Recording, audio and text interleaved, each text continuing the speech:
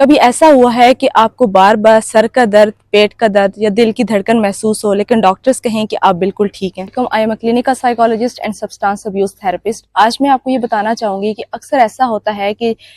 جسم میں کی جو درد اور تکلیف ہوتی ہے وہ بظاہر جو ہے اس کی کوئی جڑ جو ہے وہ نظر نہیں آ رہی ہوتی کہ یہ جو درد ہے، یہ تکلیف ہے، اس کی جڑ کیا ہے۔ تو ایسی حالت کو جو ہے وہ سومیٹک سمپٹم ڈس آرڈر کہا جاتا ہے۔ یہ ایک ایسی نفسیاتی حالت ہے جس میں ایک جو فرد ہے وہ مسلسل جسمانی علامات سے جو ہے وہ گزر رہا ہوتا ہے، درد، کمزوری، بے چینی، لیکن اس کی کوئی میڈیکل جو ہے وہ ریزن واضح نظر نہیں آ رہی ہوتی۔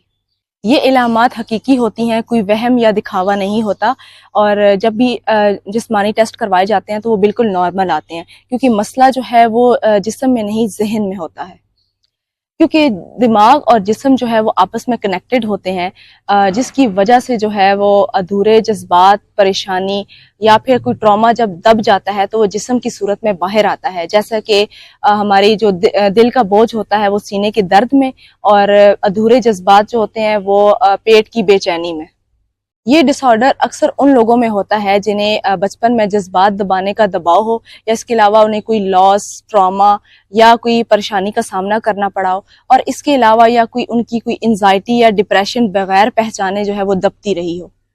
دماغ ایسے دردوں کو پروسیس کرنے کی بجائے وہ جسم میں بھیج دیتا ہے۔ یہ ایک ان پروسیسڈ ایموشنل پین ہوتا ہے جو جسم کی صورت میں اظہار ہوتا ہے جن کا۔